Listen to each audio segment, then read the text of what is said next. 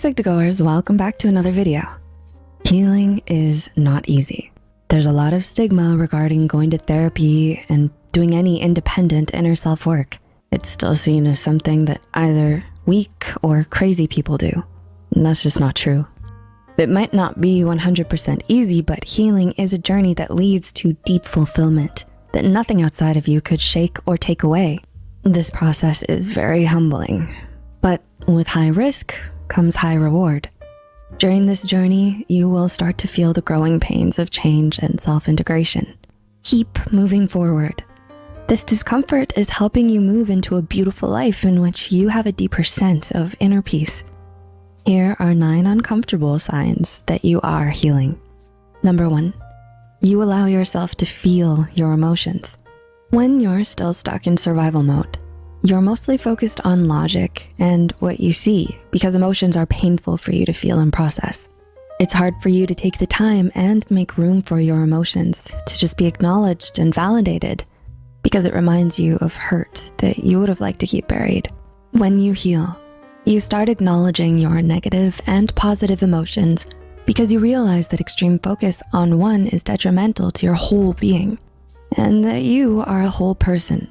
It's uncomfortable at first, but as you are no longer suppressing or denying them, you see the value of your emotions and feelings and of just letting yourself sit with them and allowing them to pass. Number 2, you're getting better at expressing and maintaining boundaries. When you're not healed or in the process, you struggle with stating and enforcing boundaries because you're afraid of rejection, feelings of shame and guilt from putting your own interests first, or saying what's on your mind. It's unusual to set firm boundaries when you're not used to it. But once you start, it creates more healthy interpersonal dynamics because you stated your opinions and emotions. You have the mental and emotional clarity, and you are more capable of making your own decisions. Number 3, you accept that you've been through difficult experiences. Life is hard and unfair. And instead of suppressing all of the experiences that you have been through, you acknowledge and accept that they happened. You accept that these people, places, and things had life-changing impact on you and probably still do. Once you have accepted that these uncomfortable events impacted you in their entirety, they actually start to hurt you less because you've accepted the truth and are in charge of the narrative of your life again.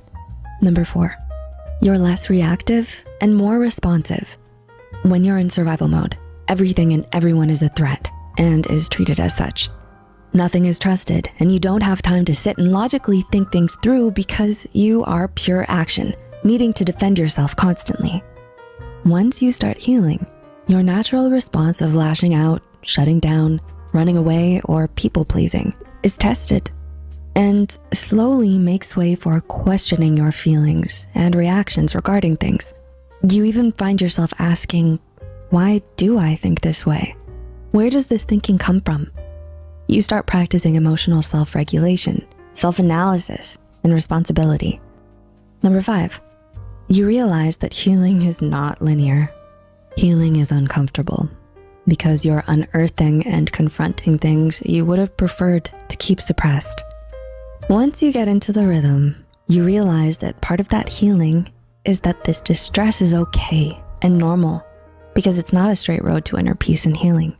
You understand and have experienced the highs and lows of healing and know that the feeling of today will not match the feelings of tomorrow or even later on. Number 6, you begin to step out of your comfort zone. Here's the thing about healing. It's not something everyone will do. However, if you decide to, it actually has far-reaching benefits beyond the acceptance and acknowledgement of the traumatic experience. Once you are in the healing process, you're developing bravery around your emotions and your mind. With this newfound conscious control, you are no longer scared by things that scared you before. Scared of making a living situation change? You now are redecorating your bedroom and experimenting with paint colors you never thought you would. Going to a party you don't know? Before, you would have recoiled at the thought. But now it's a little less anxiety-inducing, and you have a bit more confidence. Number 7, you easily accept disappointments and take them in stride. Life is a balance of success and failure, light and dark, ups and downs. When you're not healing, disappointments hit you like a freight truck to the chest, knocking all of the motivation and passion out of you. With healing, you understand that bad days do happen and can't be avoided, but are also temporary. Any disappointments or unmet expectations are accepted and taken in stride. You respond in better, healthier ways that are less reactive. Number 8, you have more inner peace. Healing brings about self-integration. If you're a Harry Potter fan, it's as if Voldemort brought back all of his Horcruxes and decided on becoming a better, complete person who accepts the natural way of life on a soul level. And if you're not a fan, it's like taking inventory of all of your experiences, painful or not, and seeing yourself as the whole person. You develop this inner peace because you deeply forgive yourself, and you can readily forgive others too.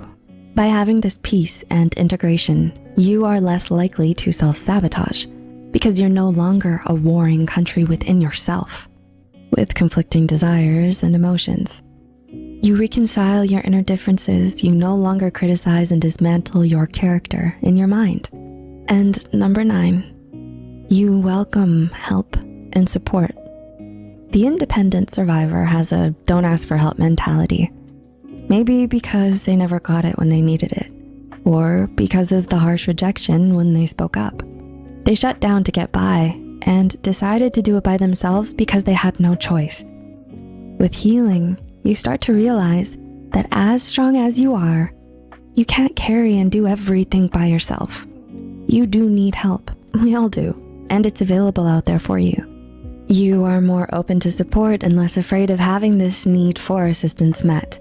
The pride and shame you might feel for asking for help are gone because you know that it's okay to let go of the heavy burden on your shoulders and have someone to lean on. Did you relate to any of these points? Do you feel that you are beginning to heal? As rewarding as the first step of healing is, you will run into the discomfort of your healing, and this will try to make you stop, to lessen or ignore the pain. But whatever you resist, you prolong. If you are in the healing process, well done. I'm proud of you for doing this work, and I hope you can find peace through it. And if you're not, that's okay, because healing is a long process that takes time. You're still living and doing what you can. Applaud yourselves. Did you find this video valuable? Tell us in the comments below. Please like and share it with friends that might find use in this video too.